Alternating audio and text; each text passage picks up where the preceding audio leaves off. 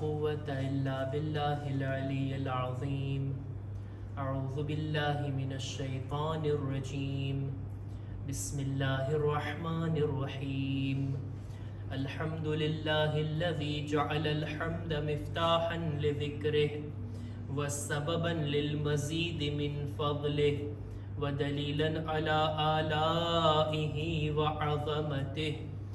ثم الصلاة والسلام والتحية والإكرام على خير خلقه وأفضل بريته حافظ سره ومبلغ رسالاته الذي سمي في السماء بأحمد وفي الأرض بأبي القاسم محمد.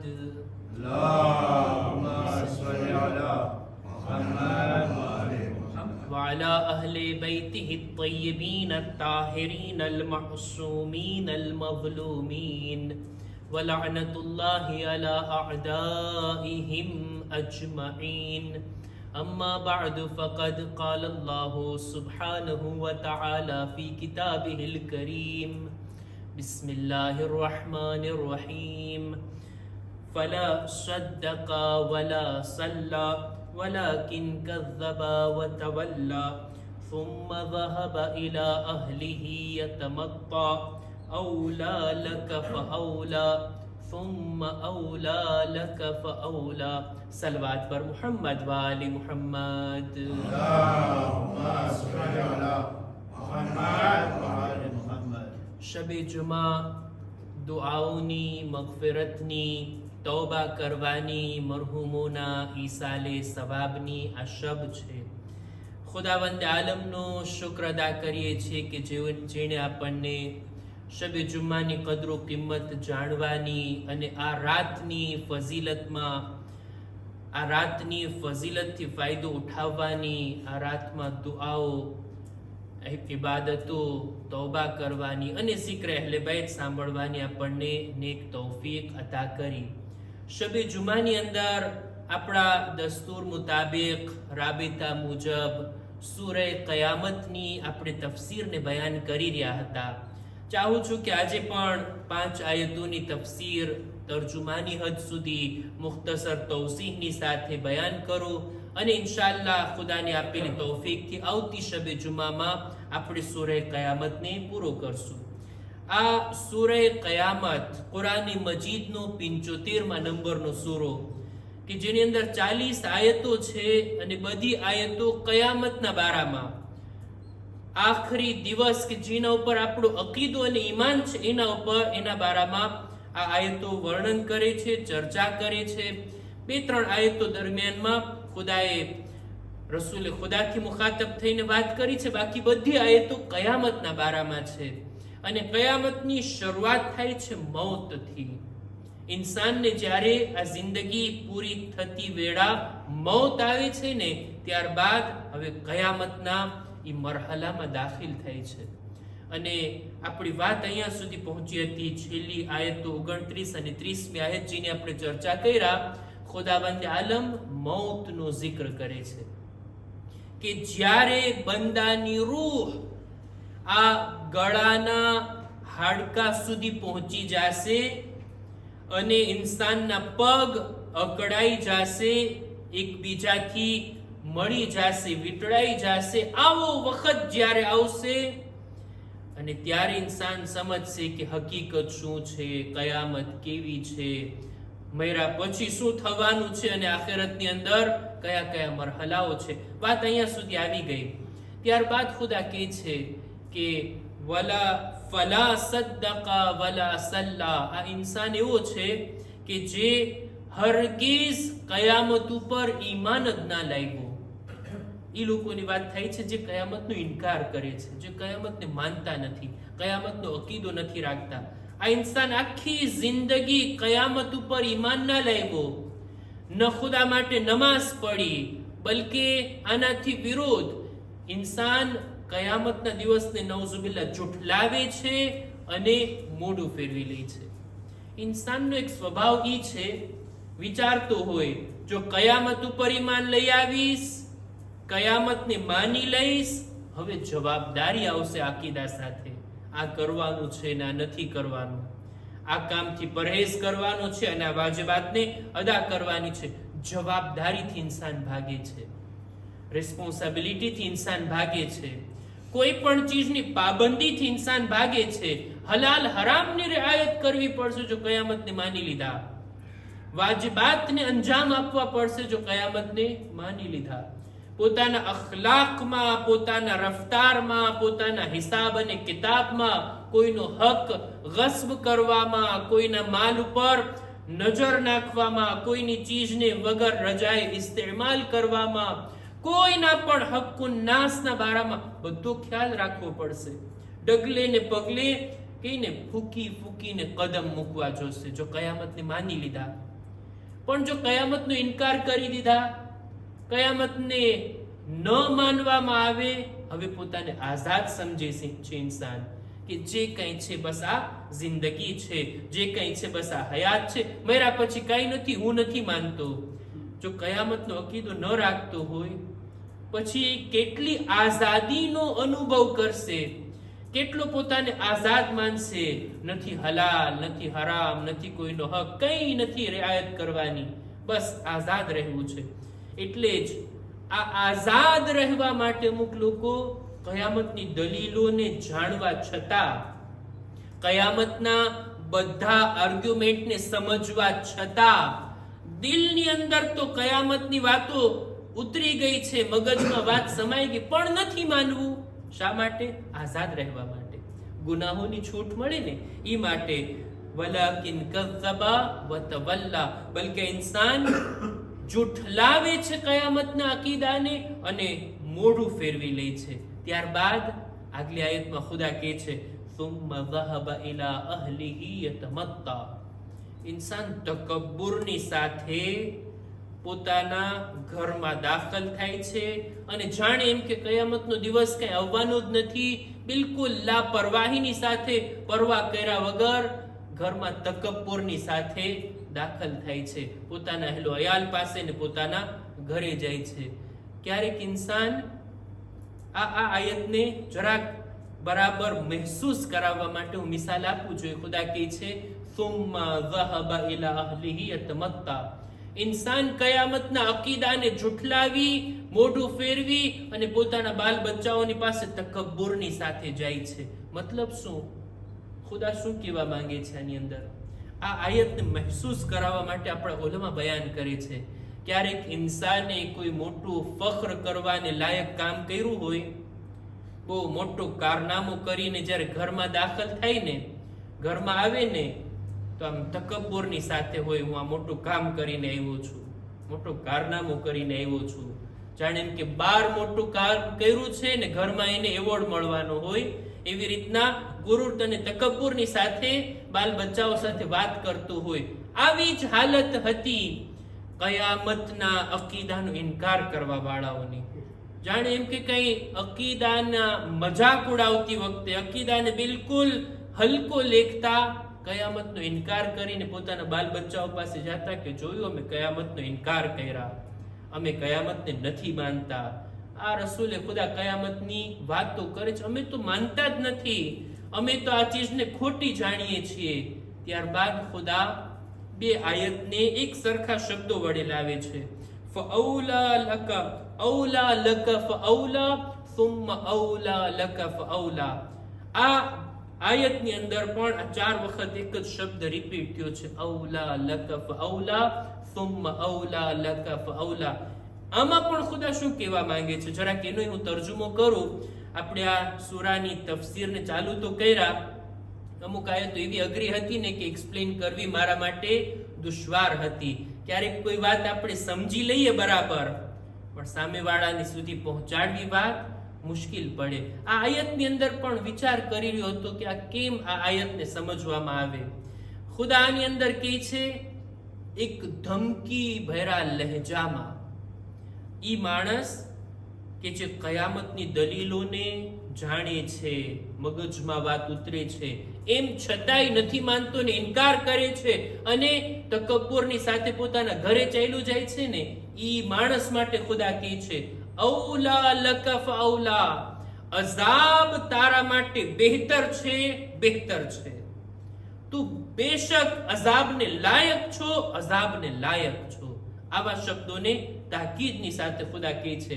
ખરેખર એ લોકો અઝાબને લાયક નથી તો બીજા કોણ છે અઝાબને લાયક? કે કયામતનો ઇનકાર, કયામતને માનવા છતાં નબીને ઝૂઠલાવવા કે નહીં, નબી ખોટી વાત કરે છે. તફસીરની અંદર મળે છે, રિવાયતોમાં મળે છે કે અબુ જહેલ રસૂલે ખુદાની જે કઈ વાત હતી ને એને ઝૂઠલાવતો. રસૂલે ખુદા કઈ વાત કહેતા અબુ જહેલ કહેતો ના એ ખોટું બોલે છે. આખું મક્કા રસૂલે ખુદાને સાચા જાણતું, સાદિક અને અમીન કહીને પુકારતા, પણ અબુ જહેલ કે છે નહીં નહીં, એ મક્કા વાળો નહીં માનતા રસૂલની વાત, ખોટું બોલે છે, આ જૂઠ બોલે છે. કયામતની વાત કરે રસૂલે ખુદા, ના આ જૂઠો અકીદો છે, આ ખોટી વાત છે. રસૂલે ખુદા એક દિવસ એનો હાથ પકડે છે. બીજી riwayatમાં છે કે એનું ગરીબાન પકડીને રસૂલે ખુદા જુમલા કીધા, ઔલા લક ફઔલા થુમ્મા ઔલા લક ફઔલા. તું બેશક અઝાબને લાયક છો, અઝાબ તારા માટે બહેતર છે, અઝાબ તારા માટે બહેતર છે. રસૂલના આ જુમલા ખુદાવંદે આલમે આયત બનાવીને આ સૂરાની અંદર નાઝિલ કર્યા કે ઔલા લક ફઔલા. કયામતના ઇનકાર કરવા વાળા માટે બસ અઝાબ છે. એ લોકો અઝાબને લાયક છે. એ લોકોને અઝાબ સિવાય બીજું કઈ મળવાનું નથી. 4 વખત આ જુમલાને, આ શબ્દને રિપીટ કરીને ખુદા આટલી હદે તાકીદ કરે છે. અને હવે બાકી બચે છે બીજી 5 આયતો, જેને ઇન્શાઅલ્લાહ આવતી શબે જુમામાં આપણે બયાન કરશું. કે અંતમાં પણ ખુદા કયામતની એવી દલીલ લાવે છે, એવું આર્ગ્યુમેન્ટ લાવે છે કે ઇન્સાનિયતને ચૂપ કરી દે છે. હવે કોઈ ગુંજાઈશ નથી બચતી કે કોઈ કયામતનો ઇનકાર કરે. સમજદાર માણસ હોય ને, જરાક અકલથી, લોજિકથી કામ લેતો હોય ને, એ માણસ હરગીઝ આ સૂરે કયામતની આખરી આયતોને ધ્યાનમાં લીધા બાદ હરગીઝ કયામતનો ઇનકાર નહીં કરે. આ સૂરે કયામતની આયતના આપણે સિલસિલાને આગળ વધાર્યા. ચાહું છું કે રસૂલે ખુદાની વિલાદતના દિવસો છે, 12મી રબીઉલ અવ્વલ થી લઈ 17મી રબીઉલ અવ્વલ, આ એવા ખુશીના દિવસો છે. આપણે બધા જાણીએ છીએ ને કે 12મી રબીઉલ અવ્વલના અહેલે સુન્નત હઝરાત રસૂલે ખુદાની વિલાદતને માને છે. જો કે આપણી કિતાબોમાં રિવાયત છે કે 12મી રબીઉલ અવ્વલના, મારા ખ્યાલથી ઉસૂલે કાફીમાં રિવાયત છે કે 12મી રબીઉલ અવ્વલના રસૂલની વિલાદત થઈ. આપણી પાસે પણ રિવાયત છે, પણ વધારે મશહૂર રિવાયત આપણી પાસે છે 17મી રબીઉલ અવ્વલ. આપણા એક બુઝુર્ગ આલિમ દીને કેટલી સારી સલાહ આપી કે કેટલી સારી વાત કહેવાય, 12 રબીઉલ અવ્વલ થી લઈ 17મી રબીઉલ અવ્વલ સુધી આખું અઠવાડિયું બધા મુસલમાનો સાથે મળીને રસૂલે ખુદાને યાદ કરે, રસૂલે ખુદાની વિલાદતની ખુશી મનાવે. આપણે પણ આ ખુશીના અય્યામમાં, આ ખુશીના દિવસોમાં દુનિયાના તમામ કલમો પડવા વાળાઓને મુબારકબાદી પેશ કરીએ છીએ. અને રસૂલુલ્લાહનો પણ આજે આપણે થોડોક zikr કરીએ ઇન્શાઅલ્લાહ આવતીકાલે, અને ત્યારબાદ પણ મજલિસ છે એની અંદર આપણે રસૂલે ખુદાની વાત કરશું. રસૂલે ખુદા કેવી અઝીમ ઝાત છે. કુરાન મજીદની આયતથી 2 વાતો, 2 ફઝીલત રસૂલે ખુદાની. એક ફઝીલત તો એ છે કે ખુદ રસૂલે ખુદાનું વજૂદ દુનિયા વાળાઓ માટે અઝાબથી અમાનનું કારણ હતું. જેવી રીતના બીજા બધા નબીઓને કૌમ ઉપર અઝાબ નાઝિલ થયો, આખી કૌમ હલાક થઈ જાતી, આખી કૌમ બરબાદ અને નિસ્તો નાબૂદ થઈ જાતી. કૌમે આદ, કૌમે સમૂદ, આ બધી કૌમો એવી હતી કે આખી કૌમ ખતમ. જનાબે નૂહની કૌમ આખી પાણીમાં ડૂબી ગઈ. આવા કોઈ અઝાબ ખુદા રસૂલે ખુદાની કૌમ ઉપર નાઝિલ નહીં કરે. સૂરે અનફાલની 33મી આયતમાં ખુદાવંદ આલમ ઇરશાદ ફરમાવે છે કે મા કાન અલ્લાહુ લિયુઅઝિબહુમ વ અંત ફીહિમ. એક સલવાત પર મુહમ્મદ વ આલે મુહમ્મદ, اللهم صل على محمد وآل محمد. ખુદાવંદ આલમ કહે છે વમા કાન અલ્લાહુ લિયુઅઝિબહુમ વ અંત ફીહિમ વમા કાન અલ્લાહુ મુઅઝિબહુમ વહુમ યસ્તગફિરૂન. ખુદા લોકો પર અઝાબ નાઝિલ નહીં કરે કારણ કે બે અમનની ચીજો લોકોની દરમિયાનમાં છે. એક રસૂલ ખુદાનું વજૂદ. એ રસૂલ, તમે છો ને આ લોકોની દરમિયાન, આ કૌમની અંદર. ખુદા અઝાબ નાઝિલ નહીં કરે. મોટા મોટા ગુનેહગારો અબુ જહેલ અને અબુ લહેબ પણ મક્કામાં આરામથી રહેતા હતા, સુકૂનથી રહેતા હતા. અઝાબ નહોતો આવતો. શા માટે? રસૂલ ખુદા મોજૂદ છે. આ કૌમ ઉપર અઝાબ નહોતો આવતો, નહીતર આ કૌમે ઓછા પરેશાન નથી કર્યા રસૂલે ખુદાને. કેટલી અઝિયતો, કેટલી તકલીફો. આ તબલીગી રાહમાં ઓછી મુસીબતો પડી છે રસૂલે ખુદાને. ખુદ પોતે કહે છે ને કે જેટલી અઝિયત મને પહોંચાડવામાં આવી બીજા કોઈ નબીને નથી પડી. પથ્થરો ફેંકવામાં આવતા, તકલીફો આપવામાં આવતી, પણ રસૂલે ખુદા જખ્મી હોવા છતાં પોતાની કૌમના હકમાં દુઆ કરતા. ખુદાયા તું એ લોકોને માફ કરજે. એ લોકો નથી જાણતા કે હું કોણ છું, હું કયો પૈગામ લઈને આવ્યો છું, મને નથી ઓળખતા. એ અજાણતા આટલી ગુસ્તાખી કરે છે. ખુદાયા તું એને માફ કર. હું એની હિદાયતની કોશિશ કરતો જઈશ. રસૂલે ખુદા આટલા હદ સુધી લોકોની દરમિયાન હતા, ક્યારેય બદદુઆ નથી કરી. જેવી રીતના જનાબે નૂહના કૌમ માટે જનાબે નૂહે બદદુઆ કરી હતી, હરગીઝ નહીં. રસૂલે ખુદા અઝાબથી સુરક્ષાનું કારણ આ આયતમાં ખુદા કહે છે કે બે ચીજો છે કે જેના કારણે કૌમ ઉપર અઝાબ નથી આવતો. એક રસૂલે ખુદાનું વજૂદ, અને બીજું લોકો ઇસ્તિગફાર કરે છે ને એટલે ખુદા અઝાબ નાઝિલ નથી કરતો. આ ઇસ્તિગફાર જો કરવાનું બંધ કરી દે લોકો, ખુદાની બારગાહમાં માફી માંગવાનું બંધ કરી દે, પરબારો અઝાબ આવી જશે. આ ઇસ્તિગફાર અને રસૂલે ખુદાનું વજૂદ અઝાબથી સુરક્ષા આપે છે. અને બીજું કે ન ફક્ત રસૂલે ખુદા અઝાબથી બચવાનું કારણ છે, બલકે પૂરી દુનિયા માટે રસૂલે ખુદા રહેમત બનીને આવ્યા છે. વમા અરસલનાકા ઇલ્લા રહમતન લીલ આલમીન. પૂરી દુનિયા માટે રસૂલે ખુદા રહેમત બનીને આવ્યા છે. રહેમતથી પોતાનો પૈગામ પહોંચાડ્યો છે. ખુદાએ રહેમાન અને રહીમની વાત આ રહેમત બનીને આવેલા પૈગંબરે પહોંચાડેલી છે. અને કેટલા રહેમ દિલ હતા રસૂલે ખુદા, કેટલું મોટું દિલ હશે રસૂલે ખુદાનું. એક નમૂનો મેં બયાન કર્યો ને કે લોકો પથ્થર મારતા હતા, પણ રસૂલે ખુદા એમના હાથમાં બદદુઆ નહીં દુઆ કરતા હતા. કેટલું મોટું દિલ હશે. આપણને જરાક કોઈ કંઈક આડી નજરથી જુએ તો એવી બદદુઆ અને એવા શબ્દો આપણા દિલથી નીકળતા હોય કે જાણે એમ કે બહુ મોટા ગુનાહ અને મોટો જુલ્મ આપણા ઉપર કરી નાખ્યો. ના, એવું ના હોય. રસૂલે ખુદાની રહેમત. કેટલું મોટું દિલ હતું રસૂલે ખુદાનું. ફતહે મક્કાનો કિસ્સો તો આપણને બધાને ખબર છે ને, હું ચાહું છું એને રિપીટ કરું. રસૂલે ખુદાની ખિદમતમાં જ્યારે મક્કા ફતેહ થયું ને હિજરી સન 8માં, મોટા મોટા કાફીરો અને મુશરિકો આવે છે રસૂલે ખુદાની ખિદમતમાં. આવીને પેલા તો મૌલા અલી પાસે આવે છે કે એ અલી, રસૂલે ખુદા આજે અમારી સાથે શું સુલુક કરશે, અમારી સાથે શું વર્તાવ કરશે. અબુ સુફિયાન આવે છે, અબ્દુલ્લાહ ઇબ્ન ઉમૈયા આવે છે. આ બધા લોકો આવીને મૌલા અલી પાસે આવીને માંગણી કરે છે કે ભાઈ રસૂલે ખુદાનો વિચાર શું છે. અમે આટલી જંગો લડી છે રસૂલે ખુદા સાથે. જંગે બદ્ર, જંગે ઉહદમાં કાફિરોના લશ્કરના સરદાર હતા આ લોકો. ફતહે મક્કા થઈ ગયું. મક્કા હવે રસૂલે ખુદાના કબજામાં આવી ગયું. આ બધા મોટા મોટા કાફિરોના કબીલાના સરદાર હવે એ લોકો ધ્રુજી રહ્યા છે, વ્યાધિમાં છે, પરેશાનીમાં છે. મૌલા અલી પાસે આવ્યા. મૌલા અલી એમને રસ્તો બતાવ્યા. રસૂલે ખુદાની ખિદમતમાં તમારે જવાનું, જઈને એ જ જુમલા કહેવાના જે જુમલા જનાબી યુસુફના ભાઈઓ જનાબી યુસુફને કીધા હતા. તમે જનાબી યુસુફના ભાઈઓ કરતા વધારે તકલીફ પહોંચાડી છે રસૂલે ખુદાને, પણ તમે જાઓ, જઈને એ જ જુમલાને તમે કહો કે એ રસૂલ, અત્યારે અમે તમારી પાસે આવ્યા છીએ, અને આ શબ્દોને કહો, તલ્લાહિ લકદ આથરક અલ્લાહુ અલૈના વ ઇન કુન્ના લખાતિઈન. બેશક ખુદાની કસમ, ખુદાએ તમને અમારા પર ફઝીલત આપી છે. અમે ખતાકાર છીએ, અમે ગુનેગાર છીએ. આ શબ્દો કોણે કીધા હતા? જનાબી યુસુફના ભાઈઓએ જનાબી યુસુફની ખિદમતમાં. આ બધા આવ્યા આવીને રસૂલે ખુદાની પાસે આ શબ્દોને કહે છે.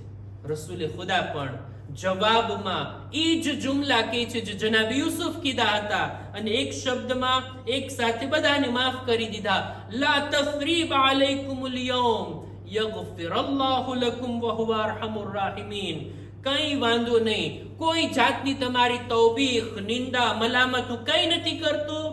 ખુદાએ તમને માફ કર્યા અને એ અરહમુર રાહિમીન છે.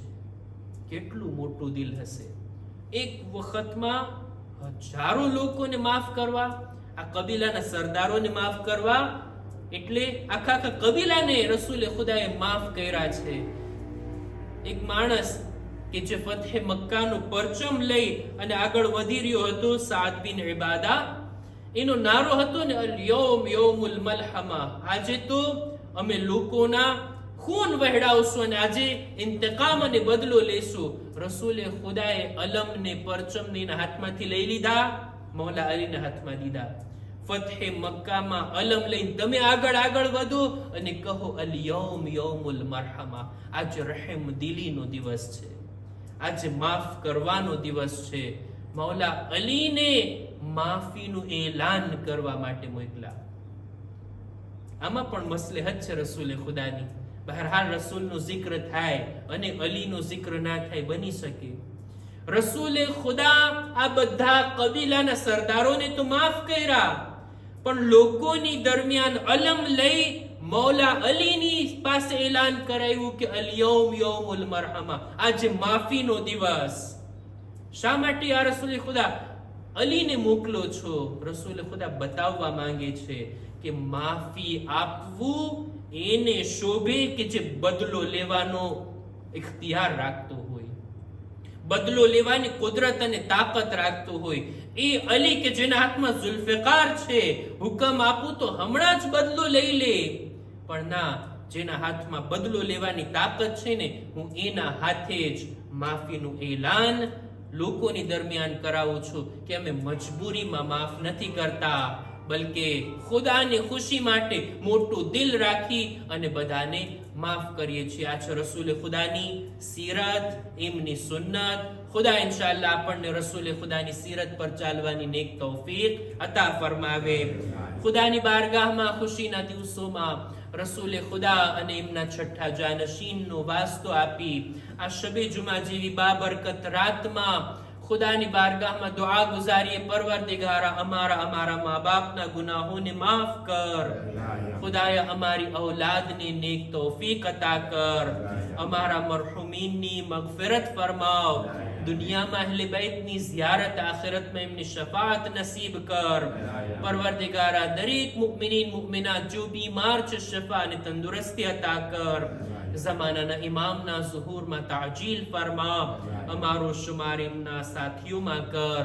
ربنا تقبل منا إنك أنت السميع العليم